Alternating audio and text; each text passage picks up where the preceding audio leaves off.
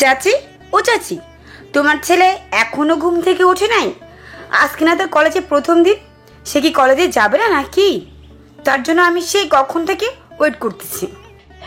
তুই এত বড় হয়েছিস, কিছু বুঝিস না নাকি? সে ঘুম থেকে উঠে নাই, দরকার পড়লে তাকে ঠান্ডা পানি গায়ে ঢেলে দিয়ে এরপর উঠাবি। যে যেমন মানুষ তাকে সেই রকম করতে হয়। তুমি যেহেতু একবার বলে দিয়েছো, এখন দেখো তোমার ছেলেকে কিভাবে ঘুম থেকে উঠাই। এই শীতে ঠান্ডা পানি না গরম পানি দিয়ে এরপর ঘুম থেকে উঠাবো। এই বলে স্নেহা চলে আসলো সাব্বিরের রুমে। বেশ কিছুক্ষণ দাঁড়িয়ে থেকে স্নেহা মনে মনে বলতে লাগলো, সাব্বিরের বাচ্চা, তোর জন্য আমি চাচির কাছ থেকে বকা খাইছি, এটার বিচার তো আমি তোকে করবই। এই আরামের ঘুম আমি হারাম করে দিব, ঠান্ডা পানি গায়ে ঢেলে দিয়ে। তার তো তোকে শরম দিতে হবে। এই বলে স্নেহা আস্তে আস্তে করে সাব্বিরের পায়ের কাছে এসে সাব্বিরের কম্বলের নিচ দিয়ে আস্তে আস্তে করে হাত দিয়ে একটানে সাব্বিরের লুঙ্গি খুলে ফেলল। এইদিকে সাব্বির কম্বলের নিচে থাকায় কিছু বুঝতে পারল না। এইদিকে স্নেহা মিটিমিটি করে হাসতেছে আর মনে মনে বলতেছে, এই তো সময় হয়েছে, এখন ফ্রিজে ঠান্ডা পানি এনে সাব্বিরের কম্বলের নিচে ফেলে দিন, তাহলে সাব্বিরের ঘুম হারাম হয়ে যাবে। ইয়াহু মিস্টার সাব্বির, তুমি তো আমাকে আমাদের বাসায় গিয়ে আমার ঘুমের 12টা বাজাতে, এখন আমি তোমার ঘুমের 12টা বাজাবো। এই বলে স্নেহা চলে আসলো নিচে। ফ্রিজ থেকে ঠান্ডা বরফ একটা বালতিতে গুলিয়ে নিই যেই চলে আসতে যাবে, এমন সময় পিছন থেকে সাব্বিরের আম্মু বলতে লাগলো, কি রে স্নেহা, এতগুলো বরফ তুই কোথায় নিয়ে যাচ্ছিস? কোথায় নিয়ে যাব? তোমার ছেলে রুমে নিয়ে যেতেছি। তুমি একদম চিন্তা করো না, আজকে তোমার ছেলেকে এই শীতের মধ্যে আরো গরম বানিয়ে দিব। এই বলে স্নেহা ওইখান থেকে সোজা চলে আসলো সাব্বিরের রুমে। এইদিকে সাব্বির এখনও ঘুমাচ্ছে। বেশ কিছুক্ষণ পর স্নেহা আস্তে আস্তে করে সাব্বিরের কম্বলটা সরিয়ে তার পায়ের হাঁটু অবধি উঠিয়ে আস্তে আস্তে করে পানি ঢেলে দিতে লাগলো। এইদিকে সাব্বির ঘুমের মধ্যে বলতে লাগলো, আম্মু, তুমি কোথায় আছো? তাড়াতাড়ি দেখে যাও, এই শীতের সময় বৃষ্টি নামতেছে, আমার বিছানা ভিজে গেছে। এমন ঠান্ডা বৃষ্টি আগে কখনো দেখি নাই। এইসব বলতেছে সাব্বির আর জোরে জোরে চিৎকার করতেছে। হঠাৎ সাব্বিরের ঘুমটা ভেঙে যেতেই সামনে তাকিয়ে দেখে স্নেহা হাতে পানির মগ নিয়ে দাঁড়িয়ে আছে। এটা দেখে সাব্বির নিচের দিকে তাকিয়ে দেখতে পেল বরফের পানি তার বিছানায়। এটা দেখে সাব্বির স্নেহাকে বলতে লাগলো, এটার জন্যই তো বলি এই শীতের বেলা তো কখনো বৃষ্টি নামে না, তাও আবার এরকম ঠান্ডা ঠান্ডা বৃষ্টি। হঠাৎ বৃষ্টি কোথায় থেকে আসতেছে? তোর জন্য আজকে আমার ঘুমটা নষ্ট হয়ে গেছে। তোকে তো আজকে আমি কি যে করব, দাঁড়া তুই এখন। স্নেহা ওইখানে দাঁড়িয়ে রইল। এদিকে সাব্বির বিছানা থেকে এক লাফ দিয়ে নিচে নেমে এসে যে স্নেহাকে ধরতে যাবে, এমন সময় মিটমিট করে হাসতে হাসতে বলতে লাগলো, সাব্বির, ও সাব্বির, একটু নিচের দিকে তাকাও, এরপর তুমি তোমার অবস্থা দেখো, আমাকে নয় ব্যবস্থা করো। সাব্বির তার নিচের দিকে তাকাতেই দেখতে পেল তার লুঙ্গি নেই। জোরে চিৎকার করে বলতে লাগলো, স্নেহার বাচ্চা, তুই আমার সব সর্বনাশ করে ফেলেছিস, আজকে তোকে আমি ছাড়বো না।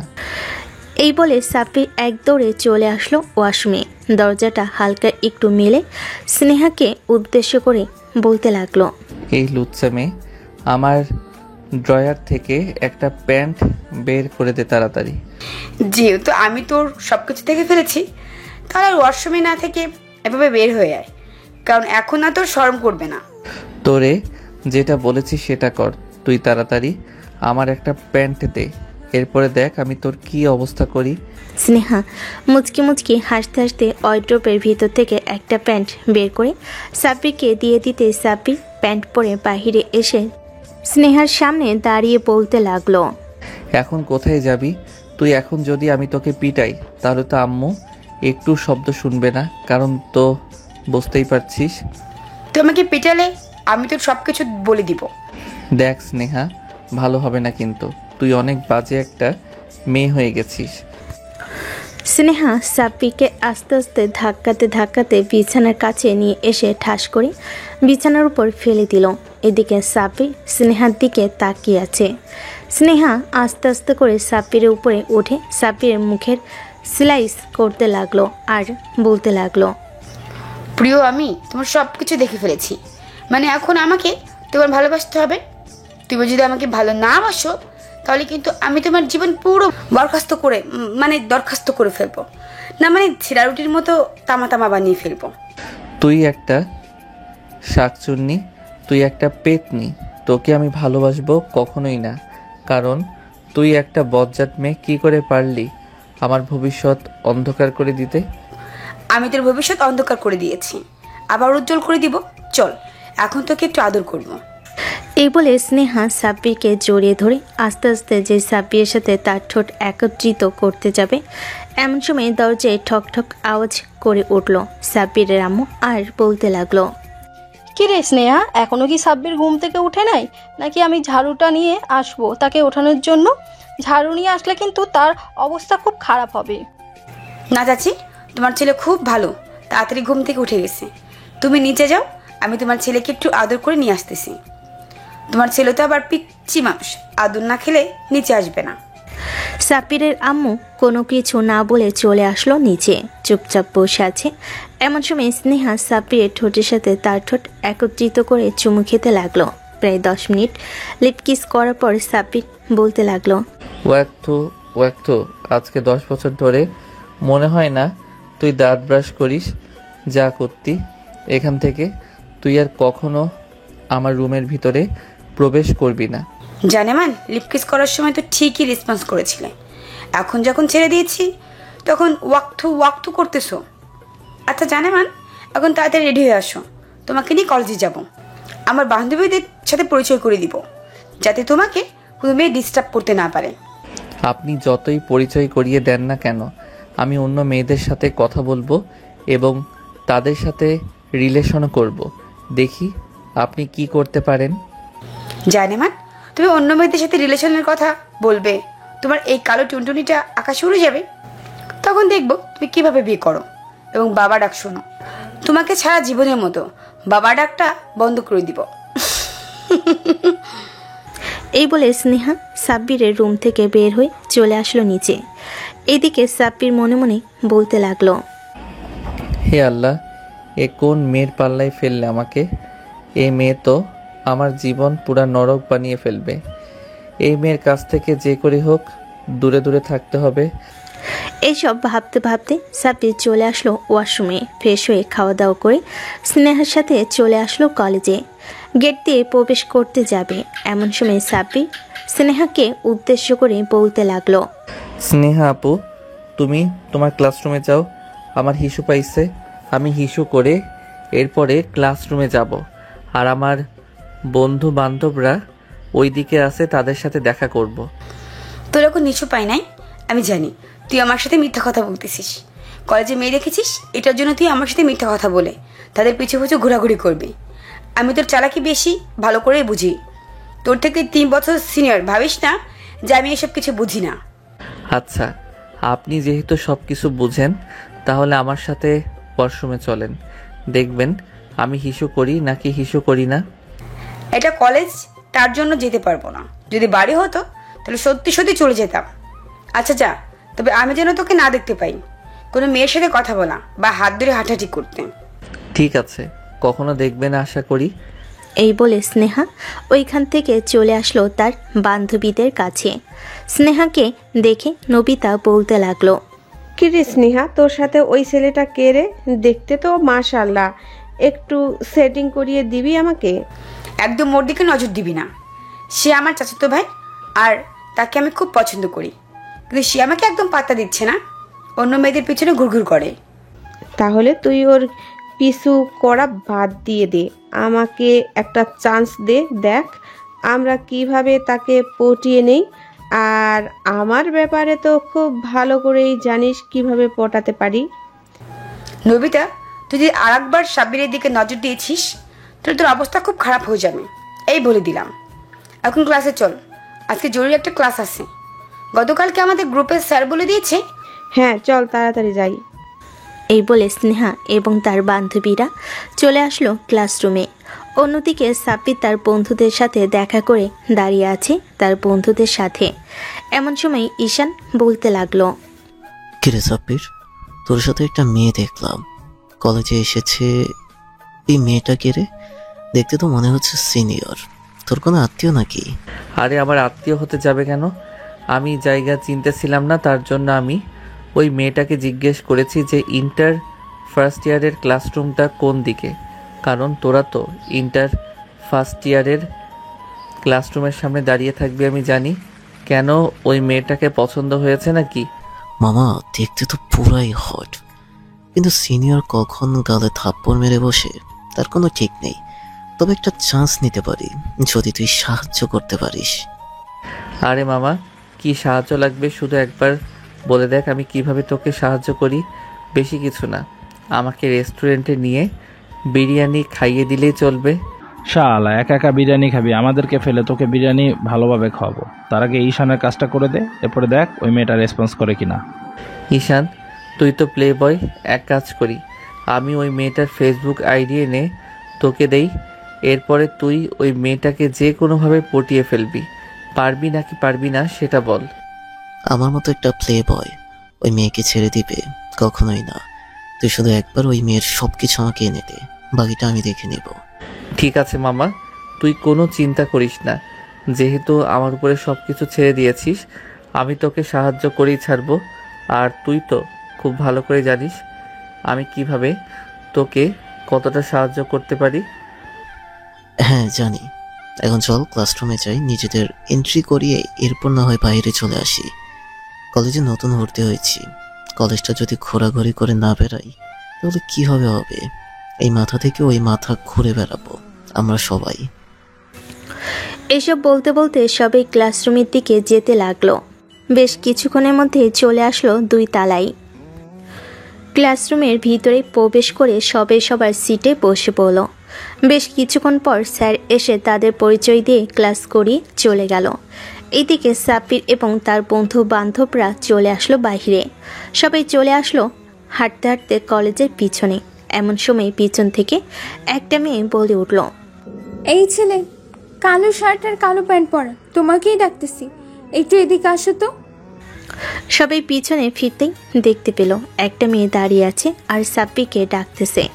এটা দেখে ঈশান সাব্বিরকে উদ্দেশ্য করে বলতে লাগলো, সাব্বির মামা, তুই কলেজে আসতে না আসতে প্রপোজ পেয়ে গেলি, তাও আবার একটা সিনিয়র মেয়ের কাছ থেকে।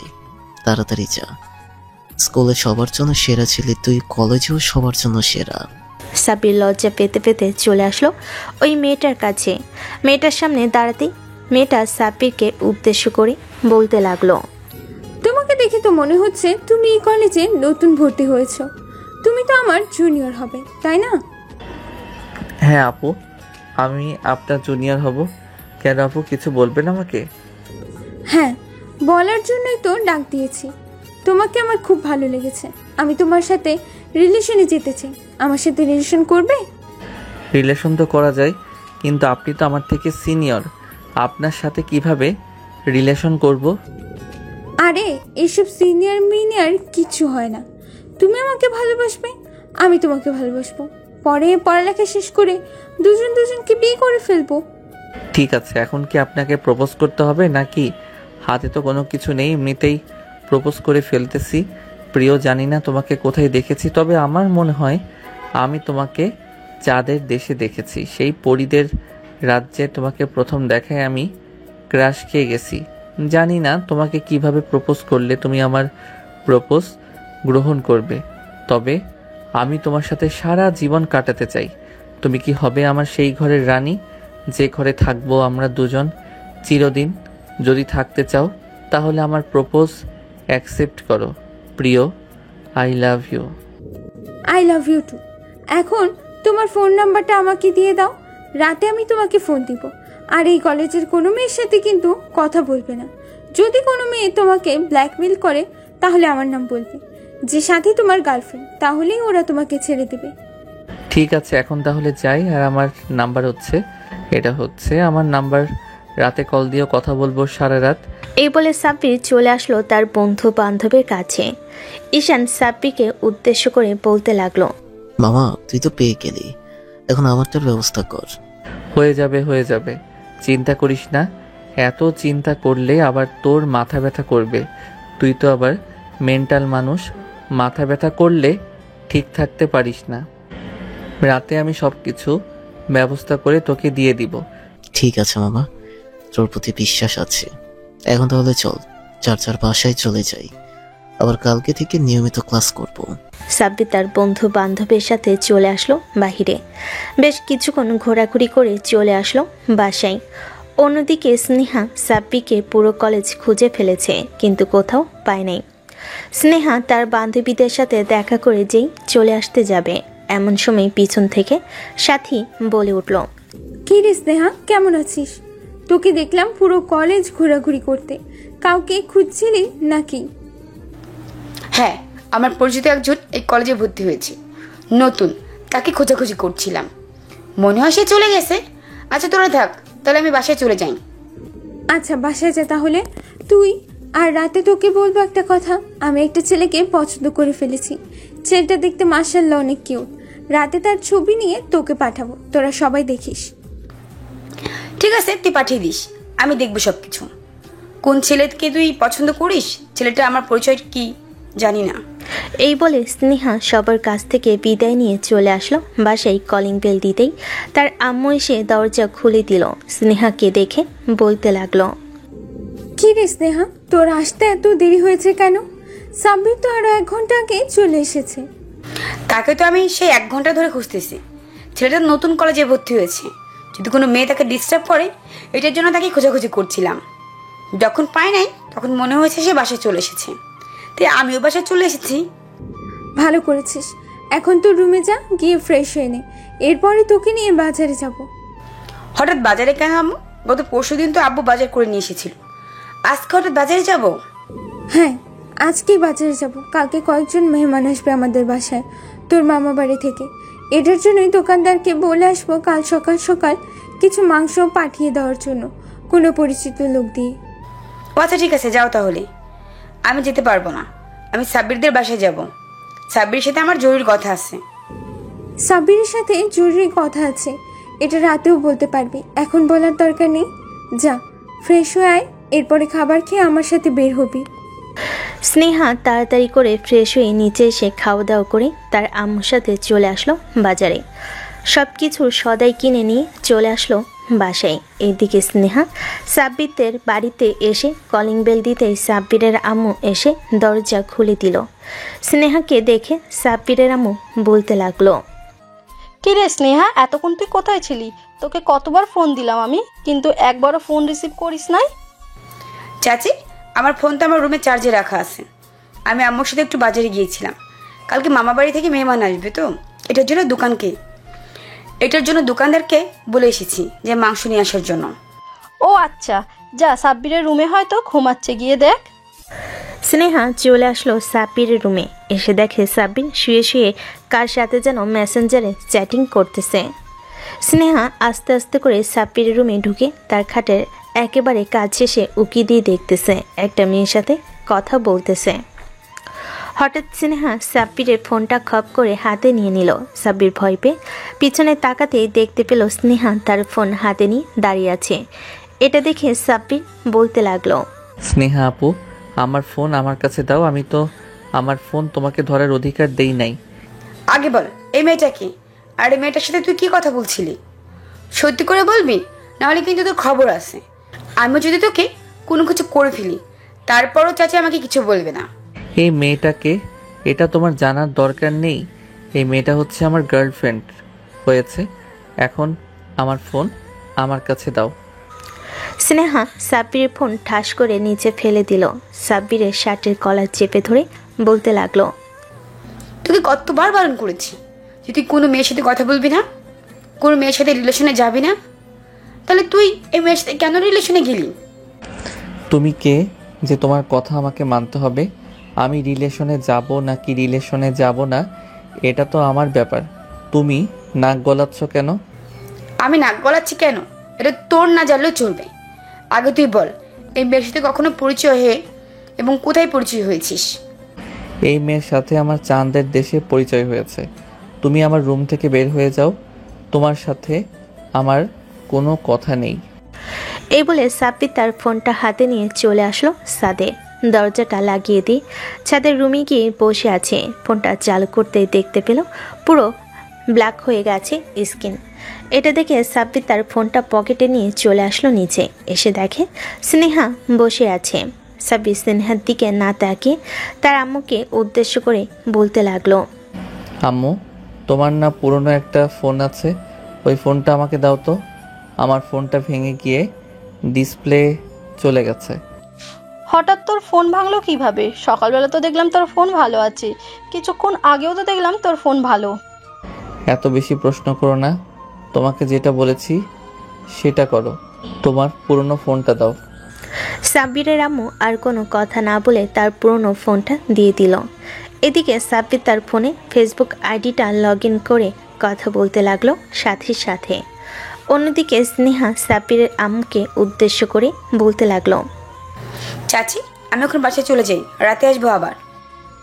ঠিক আছে, রাতে বাসায় চলে আসিস, আমাদের সবাই একসাথে খাওয়া দাওয়া করব। স্নেহা চলে আসলো তাদের বাসায়। কলিং বেল দিতে তার আম্মু এসে দরজা খুলে দিল। স্নেহা সোজা তার রুমে এসে দরজাটা বন্ধ করে দিয়ে সে যেখানে যেখানে টাকা রেখেছিল সবগুলো টাকা বের করে গুনে গুনে প্রায় 65,000 টাকা, সবগুলো টাকা নিয়ে চলে আসলো নিচে। তার আম্মুকে বলে চলে আসলো বাহিরে। ব্যাগ থেকে ফোনটা বের করে ফোন দিল ঈশিতাকে। ঈশিতা কলটা রিসিভ করতে স্নেহা বলতে লাগলো, কি রে সীতা, তুই কোথায় আসিস? তাড়াতাড়ি একটু শপিং মলে আয় তো, আমি শপিং মলের দিকে যাইতেছি।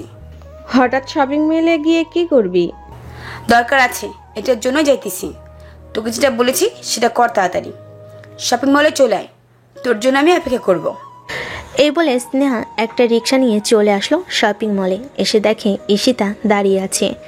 এসে তাকে নিয়ে সোজা চলে আসলো 4 তলায়। মোবাইল বাজার বিডি থেকে ভালো একটা ফোন কিনে নিয়ে চলে আসলো বাড়িতে। স্নেহার হাতে ব্যাগ দেখে তার আম্মু বলতে লাগলো, কি রে স্নেহা, আবার বাজার থেকে কি নিয়ে আসলি? তেমন কিছু না, আমি জাস্ট একটা ফোন কিনে নিয়ে এসেছি সাব্বিরের জন্য। আসলে আমি সাব্বির সাথে রাগ দেখিয়ে কিছুক্ষণ আগে তার ফোনটা ভেঙে ফেলেছি। এটার জন্য তার জন্য নতুন ফোন কিনে নিয়ে এসেছি। ভালো করেছিস, নতুন ফোন নিয়ে এসেছিস, রাতের বেলা না হয় তাকে গিয়ে দিয়ে আসবি। স্নেহা সোজা চলে আসলো তার রুমে। ফ্রেশ হয়ে বসে আছে। দেখতে দেখতে রাত হয়ে আসলো। রাতে খাওয়া দাওয়া করে সাব্বির চলে গেল তার রুমে। স্নেহা তার চাচির সাথে বেশ কিছুক্ষণ গল্প সল্প করে সোজা চলে আসলো সাব্বিরের রুমে। এসে দেখে সাব্বির শুয়ে আছে। টেবিলের উপরে ফোনটা রেখে ফোনের নিচে একটা চিঠি রেখে সোজা চলে আসলো বাসায়। বাইরে অনেক শীত পড়েছে। অন্যদিকে সাব্বির কম্বলের নিচে শুয়ে কথা বলতেছে সাথীর সাথে। বেশ কিছুক্ষণ পর কম্বলের নিচ থেকে মাথা বের করতে দেখতে পেল টেবিলের উপরে ফোন রাখা। আশেপাশে একবার তাকিয়ে দেখে কেউ নেই। ফোনটা হাতে নিয়ে যে খুলতে যাবে এমন সময় টেবিলের উপরে রাখা চিঠিটার দিকে খেয়াল করলো সাব্বির। চিঠিটা হাতে নিয়ে পড়তে লাগলো, সাব্বির, সরি, আসলে আমি বুঝতে পারি নাই যে তোর ফোনটা এভাবে নষ্ট হয়ে যাবে। দেখ, আমি তোকে সত্যি করে বলতেছি, আমি অনেক ভালোবাসি তোকে। এটার জন্য আমি তোর সাথে এরকম ব্যবহার করি। আমি রাগ সম্পর্কে জানিস না, তুই আমার যদি একবার রাগ উঠে যায় তখন আমি কি করি তা নিজেও জানি না। তুই প্লিজ আমার উপর রেগে থাকিস না, এই ফোনটা চালাবি এখন থেকে তুই। পুরো চিঠিটা পড়ার পর যেভাবে চিঠিটা এবং ফোনটা রাখা ছিল ওইভাবে লিখে দিল সাব্বির। আর মনে মনে বলতে লাগলো, সরি আপু, আমি আপনাকে ভালোবাসতে পারবো না, কারণ আপনি আমার থেকে অনেক সিনিয়র। আপনার সাথে রিলেশনে গেলে বা আপনাকে বিয়ে করলে অনেক সমস্যায় পড়বো আমি। এসব ভাবতে ভাবতে সাব্বির কথা বলতে লাগলো সাথীর সাথে। একদিকে সাথী সাব্বিরের একটা ছবি নিয়ে সবাইকে পাঠিয়ে দিল। স্নেহা আজকে ফেসবুকে ঢুকে নাই, সোজা বাসে গিয়ে ঘুমিয়ে পড়েছে। পরের দিন সকাল 7টা। স্নেহা ফ্রেশ হয়ে নিচে এসে খাওয়া দাওয়া করে কলেজের জন্য রেডি হয়ে সোজা চলে আসলো সাব্বিরদের বাসায়। কলিং বেল দিতেই সাব্বিরের আম্মু সে দরজা খুলে দিল। স্নেহাকে দেখে বলতে লাগলো, স্নেহা, আজকে তো দেখি তুই তাড়াতাড়ি চলে এসেছিস বাসা থেকে, আবার খেয়েও এসেছিস নাকি? হ্যাঁ চাচি, আমি বাসা থেকে খাবার খেয়ে এসেছি। সাব্বির এখনো ঘুম থেকে উঠে নাই নাকি? না, এখনো ঘুম থেকে ওঠে নাই। যা একটু ডেকে ঘুম থেকে উঠিয়ে দে তো, আমি রান্না করতেছি তো, এটার জন্য যেতে পারছি না। আচ্ছা চাচি, আমি সাব্বিরকে ঘুম থেকে উঠে ফ্রেশ হয়ে একবারে তাকে রেডি করে নিচে নিয়ে আসতেছি। এরপর দুজনে কলেজে যাব। ঠিক আছে যা তাহলে। আর তোর সাথে কিছু কথা ছিল, বিকেলবেলা তুই আমাদের বাসায় আসলে এর পরে বলবো। ঠিক আছে যাচ্ছি, আমি এখন সাব্বিরের রুমে গেলাম। এই বলে স্নেহা চলে আসলো সাব্বিরের রুমে। বেশ কিছুক্ষণ বসে থাকার পর স্নেহা দেখতে পেল ফোন কালকে যেভাবে রাখা ছিল সেভাবেই পড়ে আছে। সাব্বির এখনও ঘুমাচ্ছে। স্নেহা দরজাটা লাগিয়ে দিয়ে সাব্বিরের পাশে এসে কম্বলের নিচে ঢুকে সাব্বিরকে জড়িয়ে ধরে শুয়ে রইল। হঠাৎ সাব্বির মেয়েদের সেন্টের গন্ধ পেয়ে ঘুম থেকে উঠে পাশে তাকাতেই দেখতে পেল স্নেহা শুয়ে আছে। স্নেহাকে দেখে সাব্বির বলতে লাগলো, আপু, তোমার কি একটু লজ্জা শরম নেই? পরপুরুষের সাথে এইভাবে শুয়ে আছো। আমি যদি এখন তোমাকে কিছু করে ফেলতাম তখন তোমার কি হতো? সাব্বির, তুই যা ইচ্ছে তাই কর, তবু আমি তোকে ভালোবাসবো আর তোকে বিয়ে করতে চাই। প্লিজ তুই মানা করিস না। তুমি কেন বুঝতেছো না? তুমি আমার থেকে অনেক বড়। আমি তোমাকে ভালোবাসতে পারবো না এবং বিয়ে করতে পারবো না। আর আমি অন্য একটা মেয়ের সাথে রিলেশনে গেছি। সাব্বিরের কথা শুনে স্নেহা কান্না করতে লাগলো। এইদিকে সাব্বির ওয়াশরুমে এসে ফ্রেশ হয়ে বাহিরে এসে দেখে স্নেহা এখনও বিছানায় বসে বসে ফুপিয়ে ফুপিয়ে কান্না করতেছে। এটা দেখে সাব্বির বলতে লাগলো, ন্যাকা কান্না বন্ধ করে তাড়াতাড়ি নিচে আসেন, আবার কলেজে যেতে হবে। স্নেহা তার চোখ থেকে পানি মুছে সাব্বিরের সাথে চলে আসলো নিচে। সাব্বিরের আম্মু স্নেহার দিকে তাকাতেই বুঝে ফেল কিছু একটা হয়েছে, কিন্তু এখন কিছু জিজ্ঞেস করলো না। সাব্বির খাওয়া দাওয়া করে স্নেহার সাথে চলে আসলো কলেজে। গেট দিয়ে প্রবেশ করে দুজন দুদিকে চলে গেল। স্নেহার মন আজকে পুরোই খারাপ। ঈশিতার পাশে বসে আছে স্নেহা। এমন সময় ঈশিতা স্নেহাকে বলতে লাগলো, কি রে স্নেহা, তোর কি হয়েছে?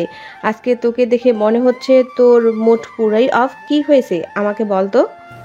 তেমন কিছু হয়নি, এমনিতেই ভালো লাগতেছে না। আজকে মন চাইতেছিল না কলেজে আসতে, তবুও কলেজে এসেছি। আচ্ছা তোরা থাক, আমার ভালো লাগছে না, আমি বাসায় চলে যাই। স্নেহা চলে যেতে লাগলো। পিছন থেকে ঈশিতা বারবার ডাকতেছে, কিন্তু স্নেহার কোনো হুঁশ নেই।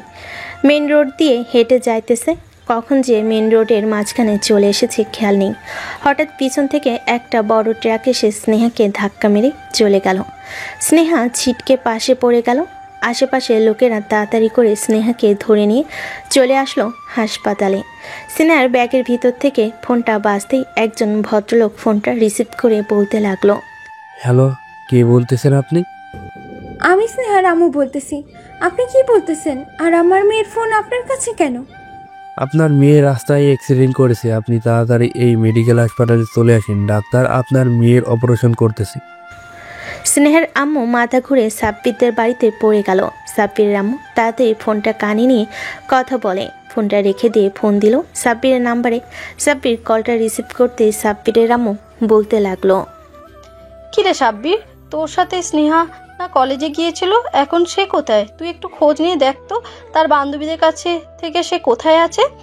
এক লোক ফোন দিয়ে বলেছে স্নেহার নাকি অ্যাক্সিডেন্ট করেছে, তাকে নাকি হাসপাতালে নেওয়া হয়েছে। কি বলতো সাম্য? এসব স্নেহা আপু তো আমার সাথে কলেজে এসেছে। আচ্ছা আমি তোমাকে 2 মিনিটের জন্য জানাচ্ছি। আমি তোমাকে 2 মিনিটের মধ্যে জানাচ্ছি, তুমি ফোনটা রাখো। সাব্বির তাড়াতাড়ি করে ফোনটা রেখে চলে আসলো বাইরে। এসে দেখে স্নেহার বান্ধবীরা বসে আছে গাছতলায়। ঈশিতাকে সাব্বির খুব ভালো করে চিনে, কারণ ঈশিতা কয়েকবার স্নেহার সাথে তাদের বাসায় গিয়েছিল। সাব্বির ঈশিতাকে উদ্দেশ্য করে বলতে লাগলো, ঈশিতা আপু, স্নেহা আপু কোথায়? উনি কি ক্লাসে আছে নাকি বাসায় চলে গেছে? স্নেহা তো বাসায় চলে গেছে। কেন, কি হয়েছে? কোনো সমস্যা হয়েছে নাকি? তার মানে স্নেহা আপু অ্যাক্সিডেন্ট করেছে? এসব বলতে বলতে সাব্বির ফোন দিল তার আম্মুর কাছে। তার আম্মু ফোনটা রিসিভ করতে সাব্বির তাড়াতাড়ি করে হাসপাতালের ঠিকানা জেনে সবাইকে নিয়ে চলে আসলো হাসপাতালে। অপারেশন থিয়েটারের বাইরে দাঁড়িয়ে আছে সবাই। এমন সময় ডাক্তার বের হয়ে সবাইকে উদ্দেশ্য করে বলতে লাগলো, দেখেন, চিন্তার কোনো কারণ নেই। রোগী এখন বিপদমুক্ত আছে। রোগী হয়তো কোনো কিছু নিয়ে চিন্তা ভাবনা করছিল, এটার জন্য আনমনা হয়ে রাস্তার মাঝখানে চলে গেছে। মাথায় একটু ব্যথা পেয়েছে আর একটা হাত ভেঙে গেছে, আমরা ব্যান্ডেজ করে দিয়েছি, সব কিছু ঠিক হয়ে যাবে ইনশাল্লাহ। ডাক্তার, আমি কি আমার মেয়ের সাথে দেখা করতে পারি? প্লিজ, আমি আমার মেয়েকে দেখতে চাই। 10 মিনিট পর দেখা করতে পারবেন। আপনার মেয়েকে কেবিনে শিফট করা হবে, তখন আপনারা সবাই দেখা করতে পারবেন। আর তার সাথে এখন বেশি কথা বলবেন না, বেশি কথা বললে তার মাথা ব্যথা করবে। এই বলে ডাক্তার চলে গেল। 10 মিনিট পর স্নেহাকে কেবিনে শিফট করতেই সবাই দেখা করতে লাগলো এক এক করে। ঈশিতা বসে আছে স্নেহার পাশে, স্নেহাকে উদ্দেশ্য করে বলতে লাগলো, স্নেহা, সত্যি করে বলতো কি হয়েছে? দেখ, আমি কিন্তু তোর বান্ধবী, সব কিছু বুঝি। তুই তো সব কিছু জানিস আমি যে সাব্বিরকে পছন্দ করি, কিন্তু সাব্বির সব কিছু জানার পরেও সে অন্য একটা মেয়ের সাথে রিলেশনে গেছে। তাই আমি গতকালকে রাতে তার ফোনটা ভেঙে ফেলেছিলাম। পরে তো তোকে নিয়ে আবার ফোন কিনে নিয়ে এসেছি। আমি তাকে সত্যি খুব ভালোবাসি, কিন্তু সে আমার ভালোবাসা বুঝতেছে না। দেখ, তুই হয়তো জানিস না সাথে সাথে সাব্বিরের রিলেশন হয়ে গেছে, সাথে এখনো জানে না সাব্বির যে তোর ভালোবাসার মানুষ। আমি সাথীকে বুঝিয়ে বলবো, তুই চিন্তা করিস না। তুই এখন শান্ত হ, কোনো চিন্তা ভাবনা করিস না, আমি তো আছেই। এই বলে ঈশিতা চলে আসলো বাহিরে, সাথীকে ডেকে নিয়ে চলে আসলো কিছুটা দূরে। সাথীকে উদ্দেশ্য করে বলতে লাগলো, আচ্ছা সাথী, একটা কথা বলতো। ধর, তুই একটা ছেলেকে ভালোবাসিস, ওই ছেলেটাকে তোর একটা বান্ধবী 5 থেকে 6 বছর ধরে ভালোবেসে এসেছে। ছেলেটাকে বলেছে, কিন্তু ছেলেটা মানছে না। তুই এটা পরে জানতে পারলি, তখন তুই কি করবি? তাহলে তুই সাব্বিরকে ছেড়ে দে। স্নেহা সাব্বিরকে অনেক ভালোবাসে, আরও 5 থেকে 6 বছর আগে থেকে। তাদের বাড়িতে সবাই জানে, কিন্তু তারা এখনো কোনো সিদ্ধান্ত নেয় নাই যে তাদের বিয়ে দিবে নাকি বিয়ে দিবে না। এখন দেখ, তুই হয়তো মাত্র 2 দিন হয়েছে তার সাথে রিলেশনে গিয়েছিস, এখন ছেড়ে দিলে কষ্ট পাবি না। সাব্বিরের আরও বন্ধু বান্ধব আছে, তাদের সাথে রিলেশনে যেতে পারিস। ঠিক আছে, তুই যেহেতু বলতেছিস, তাহলে আমি সাব্বিরকে ছেড়ে দিব। সাব্বিরকে একটু ডাক দিয়ে বল এদিকে আসার জন্য, আমি তাকে বুঝিয়ে বলতেছি, দেখি সে কি বলে। ঈশিতা চলে আসলো সাব্বির কাছে। সাব্বিরকে উদ্দেশ্য করে ঈশিতা বলতে লাগলো, সাব্বির তোমাকে সাথে ডাকছে, বলছে যে তার কাছে যাওয়ার জন্য, তোমার সাথে নাকি সে কি যেন কথা বলবে। আচ্ছা আপু, আমি যাইতেছি। এই বলে চলে আসলো সাব্বির সাথীর কাছে। সাথীকে উদ্দেশ্য করে বলতে লাগলো, কি ব্যাপার, তুমি আমাকে এখানে ডেকে নিয়ে এসেছো কেন? জরুরি কিছু বলবে নাকি? হ্যাঁ, জরুরি কিছু বলার জন্যই তো এখানে নিয়ে এসেছি। দেখো সাব্বির, স্নেহা তোমাকে খুব ভালোবাসে। সে কেন অ্যাক্সিডেন্ট হয়েছে জানো? তোমার কথা চিন্তা করতে করতে হয়তো মাঝ রাস্তায় চলে গিয়েছিল, পরে সে অ্যাক্সিডেন্ট করেছে। দেখো, মেয়েটা কিন্তু খুবই ভালো, এমনিতে একটু রাগী, তবে তোমাকে খুব ভালোবাসবে এবং সুখে রাখবে। তুমি প্লিজ আমার সাথে রিলেশন ভেঙে দিয়ে স্নেহার সাথে রিলেশন করো এবং তাকে বিয়ে করো, আশা করি খুব সুখে থাকবে। দেখো, আমি তার সাথে রিলেশনে যেতে পারবো না, কারণ সে আমার রিলেটিভ। আমি চাই না রিলেটিভের সাথে কোনো সম্পর্ক হোক, কিন্তু আমি তো তোমার সাথে রিলেশনে হয়ে গেছি এবং তোমাকে ভালোবেসে ফেলেছি। আমি এখন তোমাকে ছেড়ে দিতে পারবো না। ছেড়ে দিতে পারবে না বললেই তো হবে না, আমি তোমাকে ছেড়ে দিয়েছি। Breakup breakup breakup. তুমি আমার সাথে আর কোনো কথা বলবে না, আমিও তোমাকে মেসেজ দিব না, সব জায়গা থেকে ব্লক করে দিব। এই বলে সাথী ওইখান থেকে চলে আসলো স্নেহার কাছে। স্নেহাকে উদ্দেশ্য করে সাথী বলতে লাগলো, বান্ধবী, আই এম রিয়েলি সরি। আসলে আমি বুঝতে পারি নাই এটা যে তোর প্রিয় মানুষ। আমি যদি আগে জানতাম তাহলে কখনোই তোর প্রিয় মানুষের দিকে হাত বাড়াতাম না। আমি তোর প্রিয় মানুষকে তোর কাছে ফিরিয়ে দিয়েছি। আমার কাছে থাকলে কি হবে? সে তো আর আমাকে ভালোবাসবে না। তার সাথে তুই এক কাজ কর, তুই যেহেতু তাকে ভালোবাসিস, সেও তোকে ভালোবাসে, তোরা দুজন সুখে থাক। আমি না হয় অন্য একজনকে দেখে বিয়ে করে নিব। এটা কখনোই হয় না স্নেহা, আমি আগে জানলে কখনোই এরকম করতাম না। তুই তোর ভালোবাসা দিয়ে সাব্বিরকে তোর কাছে নিয়ে আয়, আমি জানি তুই পারবি। দোয়া করি যাতে সাব্বিরের সাথে তুই ভালোভাবে সংসার করতে পারিস। আমি এখন একটু বাসা যাব, বিকালের দিকে বা সন্ধ্যায় একবার এসে দেখে যাব তোকে। তোর আর আসার দরকার নেই, দেখি ডাক্তার কি বলে।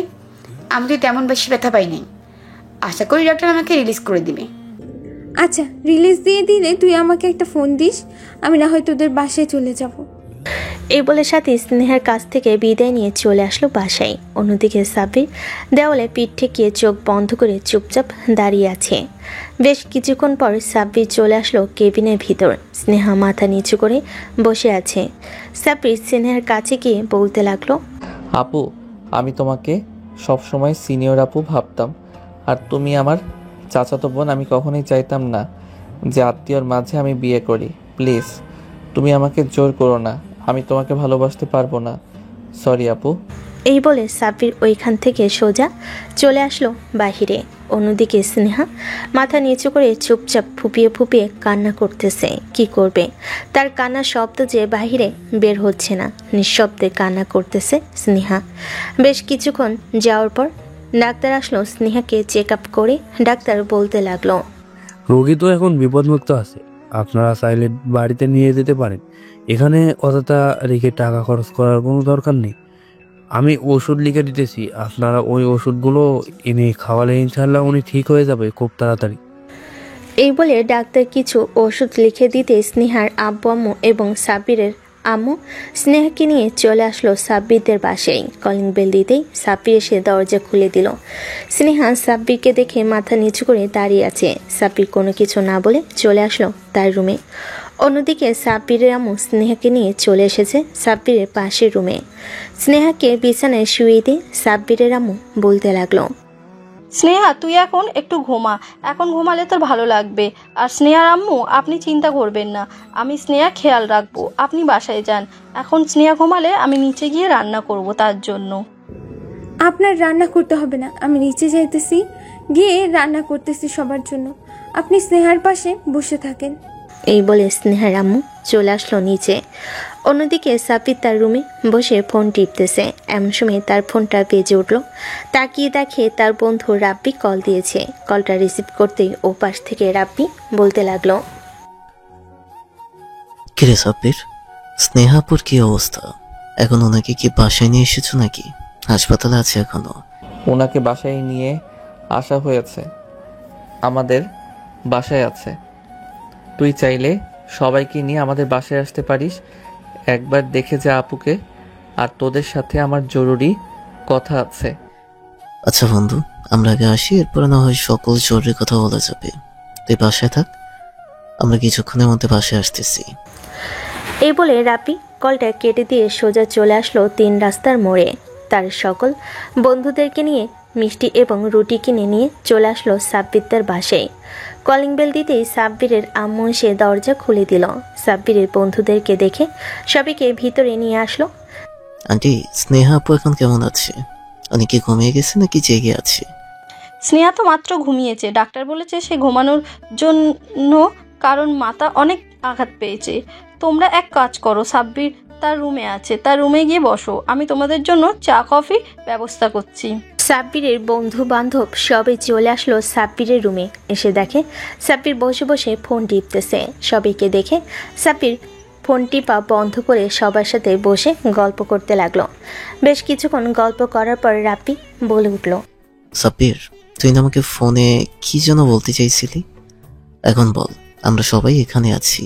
দেখ, সাথীর সাথে আমার রিলেশন ব্রেকআপ হয়ে গেছে, কারণ সাথী জেনে গেছে যে স্নেহা আপু আমাকে অনেক পছন্দ করে এবং 4 থেকে 5 বছর ধরে আমাকে ভালোবাসে। কিন্তু আমি স্নেহা আপুকে পাত্তা দিতেছি না দেখে সাথী আমার সাথে রিলেশন ব্রেকআপ করে বলেছে যে স্নেহা আপুর সাথে রিলেশনে যাওয়ার জন্য এবং তাকে বিয়ে করে ঘর সংসার করার জন্য। সাথী তো একদম ভালো কথা বলেছে, কারণ স্নেহা তোকে অনেক ভালোবাসে আর তোকে অনেক সুখে রাখবে। ওনার চোখ দেখে বোঝা যায় যে তোকে কতটা ভালোবাসে। তুই এক কাজ কর, স্নেহাপুর সাথে রিলেশনে যা, দেখ কয়েকটা দিন। স্নেহা আপু যেই রাগী, যখন তখন আমাকে মারে। ওনার সাথে রিলেশনে গেলে তো আমার জীবন তেনা তেনা বানিয়ে ফেলবে। না তো তোদের সাথে ঘুরতে পারবো, না তো আমি কোনো মেয়ের সাথে কথা বলতে পারবো। এই রকম জীবন আমার একদম ভালো লাগে না।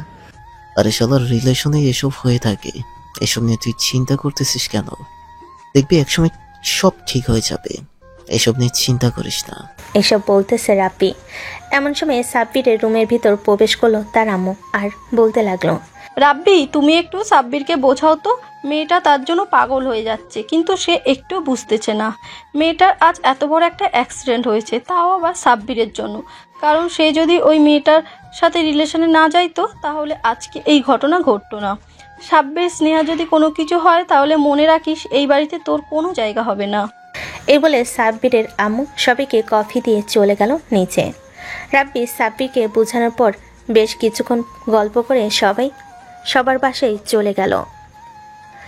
রাত 11টা। সাব্বিরের আম্মু স্নেহাকে খাইয়ে দিতেছে। স্নেহা চুপচাপ বসে খাইতেছে। হঠাৎ স্নেহা বলে উঠল, চাচি, সাবির খাবার খেয়েছে? না, এখন খাবার খাই নাই। তুই খাবার খেয়ে নে, সে খাবার খেলে খাবে। তাকে নিয়ে এত চিন্তা করিস না। যে তোর ভালোবাসা বোঝে না, তার জন্য তুই কেন চিন্তা করতেছিস? সে আমার ভালোবাসা আজকে বুঝে নেই, কালকে বা অন্য একদিন তো নিশ্চয়ই বুঝবে। আমি তাকে ভালোবাসে যাব যতদিন পারি। শেষ পর্যায়ে যদি সে আমার ভালোবাসা না বুঝে, তাহলে আমি অন্যজনকে বিয়ে করে ফেলবো। এই বলে স্নেহা খাওয়া শেষ করে আস্তে আস্তে চলে আসলো সাব্বির রুমে। এসে দেখে সাব্বির বসে বসে গেম খেলতেছে। স্নেহা বিছানার একপাশে বসে সাব্বিরকে উদ্দেশ্য করে বলতে লাগলো, সাব্বির, আমাকে ভালোবাসতে হবে না। যা, তোর সিনিয়র আপু তোকে একটা আদেশ করছে, নিচে গিয়ে খাবার খেয়ে আয়। রাত হয়েছে অনেক, তাড়াতাড়ি খাবার খেয়ে রুমে আয়। তুমি তোমার রুমে গিয়ে ঘুমিয়ে থাকো, আমাকে নিয়ে এত চিন্তা করতে হবে না। আমার যখন ক্ষুধা লাগবে তখন আমি খাবার খেয়ে নিব। তুমি তোমার রুমে যাও। স্নেহা সাব্বিরের মুখের দিকে তাকিয়ে আছে। প্রায় 5 থেকে 6 মিনিট বসে থাকার পর স্নেহা যেই উঠতে যাবে এমন সময় ধপাস করে পড়ে গেল নিচে। সাব্বির তাড়াতাড়ি করে ফোনটা বিছানার উপর রেখে স্নেহাকে কোলে নিয়ে বিছানায় শুয়ে ওয়াশরুম থেকে পানি এনে স্নেহার মুখে সেটা দিতে স্নেহা চোখ খুলো। সাব্বির স্নেহাকে উদ্দেশ্য করে বলতে লাগলো, থাক, আর উঠে ওই রুমে যেতে হবে না। এই রুমে শুয়ে থাকো, আমি খাবার খেয়ে আসতেছি। আর ওষুধ খাইছো? না, এখন ওষুধ খাই নেই। সাব্বির কোনো কথা না বলে চলে আসলো পাশের রুমে। স্নেহার সবগুলো ওষুধ নিয়ে চলে আসলো তার রুমে। স্নেহাকে সবগুলো ওষুধ খাইয়ে দিয়ে নিচে এসে খাওয়া দাওয়া করে চলে আসলো রুমে। এসে দেখে স্নেহা ঘুমিয়ে গেছে। সাব্বির স্নেহার পাশে বসে চুপচাপ ফোন টিপতেছে। এমন সময় স্নেহার মুখের দিকে তাকাতেই সাব্বির কি যেন মনে করে স্নেহার কপালে আলতো করে চুমু দিয়ে দিল। সাব্বির চুমু দিতে স্নেহা একটু নড়েচড়ে উঠল, কিন্তু চোখ খুলল না। এইদিকে সাব্বির কিছুক্ষণ গেম খেলে আস্তে আস্তে স্নেহার পাশে শুয়ে পড়ল। রাত প্রায় 1টা। এমন সময় স্নেহার ঘুমটা ভেঙে গেল। তাকিয়ে দেখে সাব্বির তাকে জড়িয়ে ধরে ঘুমিয়ে আছে। এটা দেখে স্নেহা আস্তে আস্তে সাব্বিরের মুখের দিকে তার মুখটা এগিয়ে নিয়ে ঘন ঘন নিঃশ্বাস ফেলতে লাগলো। স্নেহা এক নজরে তাকিয়ে আছে সাব্বিরের মুখের দিকে। বেশ কিছুক্ষণ এইভাবে তাকিয়ে থাকার পর হঠাৎ সাব্বির স্নেহার হাত হালকাভাবে টান মারতে স্নেহা চিৎকার করে উঠল, কারণ স্নেহার ভাঙ্গা হাতে সাব্বির টান মেরেছে। স্নেহার চিৎকার শুনে সাব্বির তাড়াতাড়ি করে বিছানা থেকে নেমে ঘরের লাইট জ্বালিয়ে স্নেহাকে উদ্দেশ্য করে বলতে লাগলো, কি হয়েছে? চিৎকার দিয়েছো কেন? কোনো সমস্যা হয়েছে নাকি? হাত ব্যথা করতেছে। আর তুই উঠেছিস কেন? তোকে বলেছিলাম নাকি যে ওঠার জন্য? তুই ঘুমিয়ে থাক। আর তোর ফোন কোথায়? আমার কাছে দে, আমি তোর ফোন দেখব। ভাবিস না যে তুই কার কার সাথে কথা বলেছিস, ওগুলি দেখব। আমি শুধু জাস্ট মুভি দেখব, আর কোনো কিছু না। তোর পার্সোনাল জিনিস আমি ঢুকবো না। সাব্বির চার্জ থেকে ফোনটা খুলে স্নেহার হাতে দিয়ে দিল। ঘরের লাইটটা নিভিয়ে ডিম লাইট জ্বালিয়ে সাব্বির আবার শুয়ে পড়ল। বেশ কিছুক্ষণ যেতে না যেতেই সাব্বির ঘুমিয়ে এসে পাড়ি জমালো। এদিকে স্নেহা আস্তে আস্তে করে সাব্বিরের শরীরের সাথে ঘেঁষে বসে পড়ল। তার ডান হাত দিয়ে সাব্বিরের মাথাটা তার কুলে নিয়ে আসলো। এদিকে সাব্বির স্নেহাকে আরও শক্ত করে জড়িয়ে ধরেছে। বেশ কিছুক্ষণ এভাবে জড়িয়ে ধরার পর সাব্বির ঘুমিয়ে ঘরে স্নেহাকে উদ্দেশ্য করে বলতে লাগলো, স্নেহা আপু, তুমি কি আমাকে সত্যি সত্যি ভালোবাসো? তুমি যদি আমাকে সত্যি সত্যি ভালোবাসো তাহলে আমাকে আগলে রাখতে হবে সব সময়। আমি তোমাকে কয়েকদিন পরীক্ষা করব। যদি তুমি এই পরীক্ষায় উত্তীর্ণ হও তাহলে আমি তোমাকে ভালোবাসবো এবং তোমাকে বিয়ে করব। সাব্বিরের মুখে এই কথা শুনে স্নেহা খুবই খুশি হলো। এইদিকে সাব্বির স্নেহাকে আরও শক্ত করে জড়িয়ে ধরেছে। অন্যদিকে হঠাৎ সাব্বিরের আম্মুর ঘুম ভেঙে যেতে সাব্বিরের আম্মু বলতে লাগলো, কি ব্যাপার সাব্বিরের মা, ঘুম থেকে উঠে গেছো কেন? মেয়েটা তো একা রুমে শুয়ে আছে, তাকে একবার দেখে আসি কোনো সমস্যা হয়েছে কিনা। স্নেহা, সাব্বিরের রুমে আছে, তুমি একবার উকিকে দেখে আসো দুইজন কি করতেছে। মেয়েটার জন্য আমার খুব চিন্তা হইতেছে। সাব্বির কেন যে বুঝতেছে না মেয়েটা তাকে কত ভালোবাসে। সে যদি বুঝতো তাহলে আজকে মেয়েটার এই পরিণাম হতো না। আমি সাব্বিরকে বলেছি, দেখবে তোমার ছেলে স্নেহার ভালোবাসা পেয়ে পাল্টে যাবে। তুমি বসো, আমি একবার দেখে আসি দুজন কি করতেছে।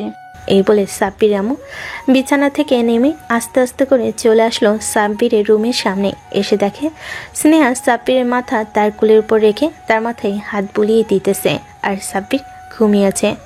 সাব্বির আম্মু আস্তে আস্তে করে রুমের ভিতর প্রবেশ করে স্নেহার কাছে এসে বলতে লাগলো, ছেলেটা যে কত ভালোবাসিস তুই, কিন্তু ছেলেটা বুঝতেছে না। একদিন দেখবি সাব্বির তোর ভালোবাসা বুঝবে। আর তুই এখন সুস্থ, সাব্বিরের মাথা বালিশে রেখে দে আর তুইও ঘুমা, ফোন চালাতে হবে না। সাব্বিরের মাথা খুলে রেখে তার চুলে হাত বুলিয়ে দিতে হবে না। চাচি, তোমার ছেলে ঘুমের ঘরে বলছে যে সে আমাকে পরীক্ষা করবে। যদি আমি পরীক্ষা উত্তীর্ণ হই তাহলে আমাকে বিয়ে করবে। তুমি রুমে চলে যাও, আমি কিছুক্ষণ পর ঘুমিয়ে যাব। সাব্বিরের আম্মু স্নেহার মাথায় হাত বুলিয়ে দিয়ে চলে আসলো তার রুমে। খুশি মনে সাব্বিরের আব্বুর পাশে শুয়ে পড়ল। বেশ কিছুক্ষণ যাওয়ার পর সাব্বির আব্বু বলতে লাগলো, কি ব্যাপার, তোমাকে এত খুশি খুশি লাগতেছে কেন? দুজন কি করতেছে, ঘুমাইতেছে নাকি বসে বসে গল্প করতেছে? স্নেহা বসে বসে সাব্বিরের মাথায় হাত বুলিয়ে দিচ্ছে আর ফোনে মুভি দেখছে। সাব্বির নাকি ঘুমের ঘরে বলেছে যে স্নেহাকে সে পরীক্ষা করবে, যদি সে পরীক্ষায় উত্তীর্ণ হয় তাহলে তাকে বিয়ে করবে। যাক, এতদিনে ছেলেটার মাথায় বুদ্ধি আসলো। চলো আমরা ঘুমিয়ে পড়ি, রাত অনেক হয়েছে। এই বলে সাব্বিরের আব্বু আম্মু ঘুমের দেশে পাড়ি জমালো। অন্যদিকে স্নেহা বসে বসে মুভি দেখতে দেখতে আর সাব্বিরের মাথায় হাত বুলিয়ে দিতে দিতে ঘুমিয়ে গেল। সকাল 6টা। সাব্বিরের ঘুম ভাঙতে দেখতে পেল সে স্নেহার কোলে বসে মাথা রেখে ঘুমিয়ে গেছে। এটা দেখে সাব্বির আনমনে হাসি দিয়ে চলে আসলো ওয়াশরুমে। ফ্রেশ হয়ে বাহিরে আসতেই দেখতে পেল স্নেহা ঘুম থেকে উঠে গেছে। সাব্বিরকে দেখে মাথা নিচু করে বলতে লাগলো, এই নে তোর ফোন, রাতে দেখতে দেখতে ঘুমিয়ে গেছিলাম। সাব্বির ফোনটা চার্জে লাগিয়ে চলে আসলো নিচে। এসে দেখে তার আম্মু এবং স্নেহার আম্মু রান্না করতেছে। সাব্বিরকে দেখে স্নেহার আম্মু বলতে লাগলো, সাব্বির, স্নেহ উঠে গেছে নাকি? হ্যাঁ, উঠে বসে আছে। আম্মু, আমি বাহিরে যাইতেছি, আস্তে আস্তে রাত হতে পারে, জরুরি একটা কাজ আছে। এই বলে সাব্বির চলে আসলো বাহিরে। হাঁটতে হাঁটতে 3 রাস্তার মোড়ে এসে দেখে তার সকল বন্ধুরা বাইক নিয়ে দাঁড়িয়ে আছে। সাব্বির শুভর বাইকের পেছনে বসে পড়ল। বেশ কিছুক্ষণ পর সবাই চলে আসলো একটা মার্কেটের ভিতর। সবার জন্য কিছু ড্রেস কিনে নিয়ে চলে আসলো একটা হোটেলে। খাওয়া দাওয়া করে সবাই বসে আছি, এমন সময় সাব্বির সবাইকে উদ্দেশ্য করে বলতে লাগলো, কিরে, তোরা কি আর ঘোরাঘুরি করবি নাকি বাসায় যাবি? সাব্বির তার বন্ধু বান্ধবের সাথে বসে বসে কথা বলতে লাগলো। অন্যদিকে স্নেহা নিচে এসে সাব্বিরের আম্মুকে উদ্দেশ্য করে বলতে লাগলো, চাচি, সাব্বির কোথায় গেছে? তাকে তো দেখতেছি না, সে তো নিচে এসেছিল। সাব্বির একটু বাইরে গেছে, বলেছে যে বিকাল বা সন্ধ্যা হলে আস্তে আস্তে আর একটু নিচে এসেছিস কেন? যা রুমে যা, আমি তোর জন্য খাবার নিয়ে আসতেছি। একা একা রুমে ভালো লাগে না, এটার জন্য নিচে চলে এসেছি। বসে বসে টিভি দেখবো আর তোমার সাথে গল্প করব। ঠিক আছে, তাহলে সোফায় বস, আমি খাবার নিয়ে আসছি, খাবার খাইয়ে দেব আর টিভি দেখবি তুই। সাব্বির আম্মু খাবার নিয়ে আসলো, স্নেহাকে খাইয়ে দিতে লাগলো। খাবার খেয়ে স্নেহা বসে বসে টিভি দেখতে লাগলো। অন্যদিকে সাব্বির সারাদিন ঘোরাঘুরি করে বিকেল 4টার দিকে চলে আসলো বাসায়। কলিং বেল দিতেই সাব্বিরের আম্মু গিয়ে দরজা খুলল। সাব্বির বাড়ির ভিতরে প্রবেশ করে সোফার দিকে তাকাতেই দেখতে পেল স্নেহা বসে বসে টিভি দেখতেছে। সাব্বির স্নেহাকে কোনো কিছু না বলে সোজা চলে আসলো তার রুমে। অন্যদিকে স্নেহা সাব্বিরকে দেখে তার পিছু পিছু সাব্বিরের রুমে এসে দেখে সাব্বির বিছানায় শুয়ে আছে। স্নেহা সাব্বিরের বিছানার এক কোণে বসে সাব্বিরকে উদ্দেশ্য করে বলতে লাগলো, সাবির একটা প্রশ্ন করবো, উত্তর দিবি? আমি জানি কি প্রশ্ন করবে। আমি কোনো মেয়েদের সাথে ঘোরাঘুরি করি নাই, বন্ধু বান্ধবদের সাথে ঘোরাঘুরি করেছি। মার্কেটে গিয়েছিলাম, এই নাও তোমার জন্য একটা ড্রেস কিনে এনেছি। স্নেহা সাব্বিরের দেওয়া ড্রেস হাতে নিয়ে ঘুরিয়ে ঘুরিয়ে দেখতে লাগলো। ড্রেসটা অনেক সুন্দর। সাব্বিরকে একটা ধন্যবাদ দিয়ে চলে আসলো নিচে। সাব্বিরের আম্মুকে উদ্দেশ্য করে বলতে লাগলো, চাচি, চাচি, এই দেখো তোমার ছেলে আমার জন্য ড্রেস কিনে নিয়ে এসেছে। তোমার ছেলে আমাকে ভালোবাসতে শুরু করেছে। দোয়া করো আমাদের জন্য, যাতে আমি তোমার ছেলেকে নিয়ে সুখে থাকতে পারি। সব সময় দোয়া করি যাতে তোরা সুখে থাকিস। আর এখন নিচে না দাঁড়িয়ে উপরে যা, সাব্বিরের সামনে সামনে থাকবি সব সময়। স্নেহা নিচে না দাঁড়িয়ে সোজা চলে আসলো উপরে। বেশ কিছুক্ষণ বসে থাকার পর সাব্বির ওয়াশরুম থেকে বের হলো একটা তোয়ালে পরে। স্নেহা সাব্বিরের বুকের দিকে হাঁ করে তাকিয়ে আছে। এটা দেখে সাব্বির বলতে লাগলো, এইভাবে হাঁ করে তাকিয়ে না থেকে মাথা নিচু করেন, আমি ড্রেস চেঞ্জ করব। সাব্বির ড্রেস চেঞ্জ করে স্নেহার পাশে বসে পড়ল। বেশ কিছুক্ষণ বসে থাকার পর সাব্বির বলতে লাগলো, আমি এখন একটু বাইরে যাব, কিছু খাবেন নাকি খাইলে বলেন, আমি আসার সময় নিয়ে আসব। আমি অসুস্থ বলে সে সেবা করতেছে, তাই না? আচ্ছা সাবির, আমাকে কি ভালোবাসা যায় না? আমি কি দেখতে এতটাই খারাপ? সামান্য 2 থেকে 3 বছরের বড়, এটার জন্য তুই আমার সাথে এরকম করতেছিস? সাথে তো আমার থেকে আরও 2 বছরের বড়, আর তোর থেকে মেবি 4 থেকে 5 বছরের বড় হবে। সেই কারণে তো আমি ছোট। সাব্বির স্নেহার মুখের দিকে তাকিয়ে কোনো কিছু না বলে চলে আসলো নিচে। বেশ কিছুক্ষণ তার আম্মুর সাথে কথা বলে সোজা চলে আসলো বাহিরে। হাঁটতে হাঁটতে চলে আসলো একটা পার্কে। বসে বসে তার বন্ধুদের সাথে আড্ডা দিতেছে। আর দূরে সরিয়ে কি করব? সাথী তো আমাকে ছেড়ে চলে গেছে, এখন এই মেয়েকে দূরে সরিয়ে রেখে আমার আর কি লাভ হবে বল? তাই ভাবতেছি যে এই মেয়েকে এখন আপন করে নিব, এছাড়া তো আর কোনো উপায় নেই। বেশি ভালো করেছিস, রিলেশনে গেছিস, একা থাকবি, আর কতদিন সামনে বিয়ে করে ফেলবে যাতে দাওয়াত খেতে পারি। এইসব বলতেছে আর হাসাহাসি করতেছে। দেখতে দেখতে সন্ধ্যা হয়ে আসলো। সাব্বির সবার কাছ থেকে বিদায় নিয়ে চলে আসলো পার্কের বাইরে। স্নেহার জন্য ফুচকা নিয়ে বাসায় চলে আসলো। কলিং বেল দিতেই সাব্বিরের আম্মু এসে দরজা খুলে দিল। সাব্বিরের হাতে ফুচকা দেখে কিছু বলল না। সাব্বির বাড়ির ভিতরে এসে তার আম্মুকে উদ্দেশ্য করে বলতে লাগলো, আম্মু, তোমাদের দুজনের জন্য ফুচকে নিয়ে এসেছি, এই নাও। আমি রুমে গিয়ে স্নেহাকে পাঠাচ্ছি নিচে। পাঠাতে হবে না, তুই এক কাজ কর, আমি 2 থেকে 3টা রেখে দিয়ে বাকিগুলো একটা প্লেটে দিতেছি, তুই নিচে চলে যা, উপরে তোরা দুজন খেয়ে ফেলবি। সাব্বির তার মায়ের হাতে ফুচকা দিয়ে দিতেই তার মা 5 থেকে 6টা রেখে বাকিগুলো দিয়ে দিল সাব্বিরের হাতে। এদিকে সাব্বির সব কিছু নিয়ে চলে আসলো উপরে। স্নেহা এবং সাব্বির মিলে সবগুলো ফুচকা খেয়ে বসে বসে গল্প করতে লাগলো। গল্প করতে করতে কখন যে রাত হয়ে গেছে খেয়াল নেই তাদের। রাত 10টা। এমন সময় সাব্বির স্নেহাকে উদ্দেশ্য করে বলতে লাগলো, তুমি উপরে বসো, আমি তোমার জন্য খাবার নিয়ে আসতেছি নিচে থেকে। এই বলে সাব্বির চলে আসলো নিচে তার জন্য এবং স্নেহার জন্য খাবার নিয়ে চলে আসলো উপরে। খাওয়া দাওয়া শেষ করে দুজন ঘুমের দেশে পাড়ি জমালো। দেখতে দেখতে এভাবে কেটে গেল পুরোটা দিন। রাত 9টা। সবাই একসাথে বসে আছে সোফায় আর টিভি দেখতেছে। এমন সময় সাব্বিরের আম্মু বলতে লাগলো, সাব্বির, কালকে স্নেহাকে নিয়ে হাসপাতাল থেকে ডাক্তার সাথে দেখা করে আসিস, দেখিস ডাক্তার কি বলে, আর ঔষধ লাগবে না কি লাগবে না সবকিছু জেনে এরপরে আসিস। ঠিক আছে আম্মু, কালকে সকাল সকাল আমি স্নেহাকে নিয়ে চলে যাব হাসপাতালে, পরে ডাক্তার দেখিয়ে চলে আসবো বাসায়। সবাই টুকটাক একে অপরের সাথে কথা বলতেছে। রাত 12টা। সাব্বির আর স্নেহা আসলো রুমে।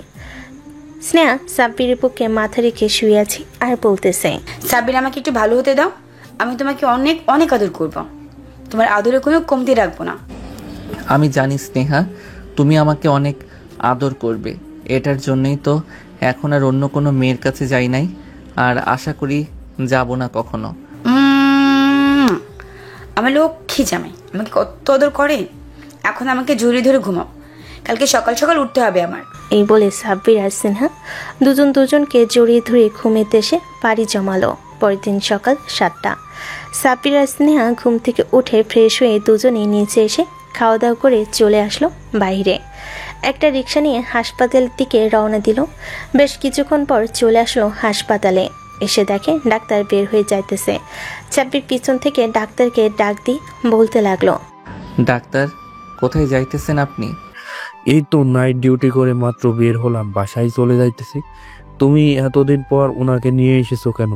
আরো আগে নিয়ে আসতে পারলে না? আসলে তেমন সুযোগ পাই নাই আসার জন্য, তাই 3 দিন লেট হয়ে গেছে। আপনি যেহেতু এখনো যান নাই, সো একবার দেখে এরপরে যাইতেন। আচ্ছা, তুমি ওনাকে আমার কেবিনে নিয়ে যাও, আমি 2 মিনিট পর আসতেছি। সাব্বির স্নেহাকে নিয়ে চলে আসলো ডাক্তারের কেবিনে। বেশ কিছুক্ষণ বসে থাকার পর ডাক্তার আসলো। স্নেহার মাথায় ব্যান্ডেজ এবং হাতের ব্যান্ডেজ খুলে সব কিছু দেখতে লাগলো ঠিকঠাক আছে কিনা। সব কিছু দেখার পর ডাক্তার বলতে লাগলো, মাথার আঘাত এখন ভালো হয়ে গেছে, শুধু হাতের অবস্থা একটু ভালো আছে, তবে আর একটু ভালো করতে হবে। ভালো ভালো খাবার এবং ফলমূল খাওয়াতে হবে, তাহলে আশা করি 10 দিনের ভিতরে ভালো হয়ে যাবে। আমি আরও কিছু ওষুধ লিখে দিতেছি। ঠিক আছে ডাক্তার, আরও কিছু ওষুধ লিখে দেন। ডাক্তার আরও কিছু ওষুধ লিখে দিতে সাব্বির স্নেহাকে নিয়ে বাহির থেকে ওষুধ নিয়ে চলে আসলো বাসায়। সারাদিন বসে বসে সবার সাথে আড্ডা দিয়ে দিন পার করে দেয় সাব্বির আর স্নেহা। রাতে দুজন বিছানায় শুয়ে আছে একে অপরকে জড়িয়ে ধরে। এমন সময় স্নেহা বলতে লাগলো, সাব্বির, অনেকদিন তো হয়েছে আমরা দুজনে কেউ কলেজে যাই না। চলো কালকে কলেজে যাই, একবার ঘুরে আসি কলেজ থেকে। আর কয়েকদিন পর না হয় আব্বু আমাকে বলবো যে আমাদের বিয়ে দিয়ে দেওয়ার জন্য। আমার হাত ভালো হয়ে যাক এরপরে। তোমার হাত ভালো হলে এরপরে কি করবে? আমাকে মারবে নাকি? তোমাকে মারবো কেন? জান, তোমাকে আদর করতে দিব। আমি যদি অসুস্থ থাকি তাহলে আদর করবে কীভাবে? তাই তো হাত আগে সুস্থ হোক, এরপরে বিয়ে করে ফেলবো আমরা দুজন। ঠিক আছে, এখন লক্ষ্মী মেয়ের মতো আমার বুকে ঘুমিয়ে থাকো, কোনো দুষ্টামি করবে না। স্নেহা লক্ষ্মী মেয়ের মতো সাব্বিরের বুকের মাঝে ঘুমিয়ে রইল। পরের দিন সকালে সাব্বির ঘুম থেকে উঠে ফ্রেশ হয়ে হালকা নাস্তা করে রুমে এসে কলেজের জন্য রেডি হয়ে চলে আসলো কলেজে। অনেকদিন পর সাব্বির আর স্নেহাকে দেখে সবাই খুশি হয়ে বসে গল্প করতে লাগলো। গল্প করতে করতে ক্লাসের টাইম হয়ে গেছে। সবাই সবার ক্লাসে গিয়ে কয়েকটা ক্লাস শেষ করে চলে আসলো বাহিরে। আবার সেই আগের মতো আড্ডা দিতেছে। এমন সময় সাথী বলতে লাগলো, স্নেহা, বিয়ে করতেছিস কবে? তোরা দুজন কিছু তো জানালি না। ভাবতেছি যে সামনের সপ্তাহে বিয়ে করবো আমরা দুজন। আর তোরা আমাদের বন্ধু বান্ধব, তোদেরকে না জানালে চলবে নাকি? তোদেরকে তো অবশ্যই জানাবো। বিয়ে হয়তো অনুষ্ঠান করে করবো না, তবুও তোদেরকে জানাবো। সবাই বসে বসে এসব কথা বলতেছে। বেশ কিছুক্ষণ পর সাব্বির স্নেহাকে নিয়ে চলে আসলো বাসায়। দুপুরে খাওয়া দাওয়া করে বসে আছে। এমন সময় সাব্বিরের আম্মু স্নেহাকে উদ্দেশ্য করে বলতে লাগলো, স্নেহা, তোমাদের বিয়ে কবে ঠিক করব বলো? লোকজন তো দাওয়াত দিতে হবে। চাচি, আমি অনুষ্ঠান করে বিয়ে করব না। আমি জাস্ট এভাবে কাজে ডেকে বিয়ে করব। আমার অনেক দিনের ইচ্ছা, আমি মসজিদে বিয়ে করব, জাস্ট খেজুর দিয়ে। আপনি একটু আব্বুকে বুঝে বলেন, দেখুন ওনারা কি বলে। ঠিক আছে, তোমার যেহেতু ইচ্ছা মসজিদে বিয়ে করবে, সো মসজিদেই বিয়ে হবে ইনশাআল্লাহ। রাতে তোমার শ্বশুর আব্বু আসুক, এরপর আমি কথা বলে তোমাদেরকে জানাবো। সাব্বির আর স্নেহা চলে আসলো দুজন রুমে। দুজনেই বসে গল্প করতেছে আর গেম খেলতেছে। এমন সময় স্নেহা আস্তে আস্তে করে সাব্বিরের ঠোঁটের সাথে তার ঠোঁট একত্রিত করে দিল। বেশ কিছুক্ষণ দুজনের ঠোঁটে লিপ কিস করার পর হঠাৎ সাব্বির স্নেহাকে ধাক্কা মেরে সরিয়ে দিল আর হাঁপাতে হাঁপাতে বলতে লাগলো, স্নেহা, তুমি কি আমাকে মেরে ফেলার প্ল্যান করেছো নাকি? এইভাবে কেউ লিপ কিস করে? আরেকটু যদি এইভাবে থাকতাম তাহলে তো আমি মরেই যাইতাম। মরবে না, মরবে না। যতদিন আমি বেঁচে আছি ততদিন মরবে না। আমি তোমাকে বাঁচিয়ে রাখবো জানেমান। চলো আর একবার লিপ কিস করি। এখন আর পারবো না, আবার রাতে করব। এই বলে সাব্বির বিছানা থেকে নেমে চলে আসলো নিচে। সবার সাথে বসে গল্প করতে লাগলো। অন্যদিকে স্নেহা রুমে বসে মাথার চুল আসছে বসে বসে গেম খেলতে লাগলো। গেম খেলা শেষ করে চলে আসলো নিচে। এসে দেখে সবাই বসে টিভি দেখতেছে। স্নেহ তাদের সাথে বসে বসে টিভি দেখতে লাগলো। রাত নয়টা। সবাই খাবার টেবিলে বসে বসে খাবার খাইতেছে। এমন সময় সাব্বিরের আম্মু সাব্বিরের আব্বুকে উদ্দেশ্য করে বলতে লাগলো, সাব্বিরের আব্বু, স্নেহা তো ইচ্ছে সে নাকি মসজিদে বিয়ে করবে সবাইকে খেজুর খাইয়ে। তুমি একটু ব্যবস্থা করো, স্নেহা যেভাবে চাইবে সেভাবেই বিয়ে হবে। স্নেহা, এখন তার আগের যুগ নেই যে মসজিদে বিয়ে করবে। এখন বাসায় কাজী নিয়ে আসতে হবে, কাজীর মাধ্যমে বিয়ে পড়াতে হবে তোমাদের। তুমি যদি বলো তাহলে কাজী নিয়ে আসবো। যেহেতু মসজিদে বিয়ে পড়ানো যাবে না, তাহলে তো কাজে নিয়েই আসতে হবে। আচ্ছা, সামনের সপ্তাহে কাজে নিয়ে আসবেন, সামনের সপ্তাহে বিয়ে করব। স্নেহা খাওয়া শেষ করে সাব্বিরের সাথে চলে আসলো রুমে। দেখতে দেখতে কেটে গেল একটি সপ্তাহ। রাতে সাব্বিরের বন্ধু বান্ধব এবং স্নেহার বান্ধবীরা সবাই সাথে দাঁড়িয়ে আছে। সাব্বিরকে উদ্দেশ্য করে সাথী বলতে লাগলো, সাব্বির, তুমি তো আমার হওয়ার কথা ছিল, কিন্তু ভাগ্যে তুমি নেই। এটার জন্যই হতে পারলাম না। তবে দোয়া করি স্নেহার সাথে সারা জীবন সুখে সংসার করো, কখনো যাতে তোমাদের সংসারে ঝগড়া না হয়। স্নেহা সাব্বিরকে সবসময় আগলে রাখবি, সে কিন্তু তোর ছোট। সাথে চিন্তা করিস না, আজকে রাতে এমন আদর করবো আমার এই পিচ্ছি বরটাকে অনেক বড় বানিয়ে ফেলবো। স্নেহার কথা শুনে সবাই হাসতে লাগলো। রাত 12টা। স্নেহা আর সাব্বিরকে সবাই নিয়ে চলে আসলো সাব্বিরদের রুমে। দুজনকে রুমের ভিতরে ঢুকিয়ে দিয়ে বাইর থেকে দরজাটা বন্ধ করে দিল। এদিকে সাব্বির ভিতর থেকে দরজাটা বন্ধ করে দিয়ে স্নেহাকে নিয়ে চলে আসলো খাটে। বেশ কিছুক্ষণ বসে থাকার পর দুজন খাট থেকে নেমে 2 রাকাত নফল নামাজ আদায় করে আল্লাহর কাছে শুকরিয়া আদায় করে আবারও চলে আসলো বিছানায়। একে অপরের দিকে তাকিয়ে রয়েছে দুজন, কি বলবে বুঝে উঠতে পারছে না।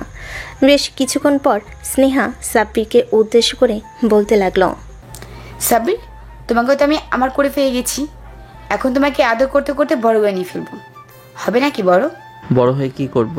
তুমি তো আমার সিনিয়র, তুমি আমার বড়, এটাই চলবে। আমাকে বেশি বেশি ভালোবাসতে হবে, তাহলে আমি আস্তে আস্তে বড় হয়ে যাব। এই তো জানেমান, এখন তোমাকে আদর করবো, কাছে আসো। সাব্বির স্নেহার কাছে আসতেই স্নেহা সাব্বিরের সাথে ঠোঁট একত্রিত করে জড়িয়ে ধরে লিপ কিস করতে লাগলো। বেশ কিছুক্ষণ লিপ কিস করার পর সাব্বির স্নেহাকে ছেড়ে দিয়ে স্নেহার জামা কাপড় খুলে ফেলো। একে অপরকে জড়িয়ে ধরে আবারও কিস করতে লাগলো। এইভাবে তারা তাদের সুন্দর মুহূর্তগুলো কাটাতে লাগলো। তারা তাদের বাসরাত সুন্দরভাবে উপভোগ করুক। আমরা তাহলে এখন বিদায় নিই। সবাই ভালো থাকবেন, সুস্থ থাকবেন। ধন্যবাদ। আর গল্পটা কেমন হয়েছে সবাই কমেন্ট করে জানাবেন। আপনাদের একটা কমেন্ট দেখে অনেক খুশি লাগে।